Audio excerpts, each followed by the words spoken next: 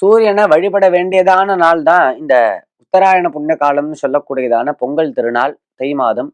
சூரியனுடைய அனுகிரகம் எல்லாருக்கும் தேவை. பிரத்யக்ஷ தெய்வமாக பார்க்கிறோம் நாம் சூரியனை. ஆரோக்கியம் பாஸ்கராதிச்சேத் அப்படின்னு சூரியனை நமஸ்காரம் செய்தால் சூரியனுக்கு ரொம்ப பிரியம். நமஸ்கார பிரியோபானுகு அப்படின்னு விழுந்து சாஷ்டாங்கமாக நிறைய நமஸ்காரங்களை சூரியனுக்கு செய்ய வேண்டும். சூரிய நமஸ்காரா அப்படின்னே பேரு. அப்படி எந்த அளவுக்கு நாம் சூரியனுக்கு நமஸ்காரங்கள் செய்கிறோமோ அந்த அளவுக்கு சூரியனுக்கு ரொம்ப ஒரு சந்தோஷமானது ஏற்படுறது. அவர் ஆரோக்கியத்தை நமக்கு அளிக்கிறார். தானியங்களை விவசாயிகளுக்கு சூரியன் தான் கதி. அவர் நல்ல தானியம் விளைய வேண்டும் என்றால் அது சூரியனுடைய அனுகிரகம் இருந்தால்தான் காலத்தில் மழை பொழியும். வெப்பம் தேவையான அளவுக்கு இருக்கும். எல்லாம் சூரியனுடைய கையில தான் இருக்கு. அப்ப சூரியனுக்கு நிறைய நமஸ்காரங்கள் செய்ய வேண்டும். பொங்கல் சக்கரை பொங்கல் பண்ணி நிவேதனம் பண்றது ரொம்ப உயர்வானது.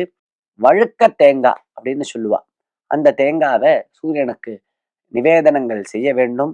இன்னும் விசேஷமாக ஸ்ரீமத் ராமாயணத்துல வரக்கூடியதான ஆதித்ய ஹிருதயம், ஆதித்ய ஹிருதய ஸ்தோத்திரத்தை சொல்லி சூரியனை பிரார்த்திக்கிறது.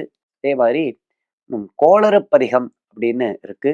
அதை சொல்லி சூரியனை பிரார்த்திக்கிறது. இதெல்லாம் விசேஷமான வழிபாடு, சூரியனை வழிபடும் முறை. இன்னும் சூரியனுக்கு உரியதான தானியம் கோதுமை. அந்த கோதுமை தானியத்தை நிறைய தானம் பண்ணணும். கோதுமை மாவா கொடுத்தாலும் சரி, இல்லை கோதுமையாகவே கொடுத்தாலும் சரி, அல்ல கோதுமை மாவுல ஏதாவது தின்பண்டங்கள் சப்பாத்தி பூரி இந்த மாதிரி பண்ணி அதை ஏழை எளியோர்களுக்கு அன்னதானமாக அளித்தாலும் சரி, இது ரொம்ப சூரியனுக்கு பிரீத்தியை கொடுக்கும். அதே மாதிரி சிவப்பு வஸ்திரங்கள், சிவப்பு ரவிக்கை துணி, சிவப்பு வஸ்திரங்கள், சிவப்பு புடவை இதெல்லாம் வாங்கி முடிந்த அளவுக்கு இதை தானம் செய்வது. அதே மாதிரி தங்க சுவர்ண தானம், இது ரொம்ப ஒசத்தி. சூரியனுக்கு ரொம்ப பிடிச்சதான தானம் அது. தங்கத்தை தானம் செய்வது. ஏன்னா தங்கமானது எல்லாத்துக்கும் ரொம்ப ஒரு உயர்வாக சொல்லப்பட்டிருக்கு. அதனாலதான் எந்த தானம் பண்ணாலும் கொஞ்சமாவது அதுல தங்கத்தை வச்சு கொடு அப்படின்னு சாஸ்திரங்கள் சொல்லித்து. ஹிரண்யகர்ப்ப கர்ப்பஸ்தம் அப்படின்னு எல்லாத்துலயும் நாம் இந்த மந்திரத்தை சொல்லுவோம்.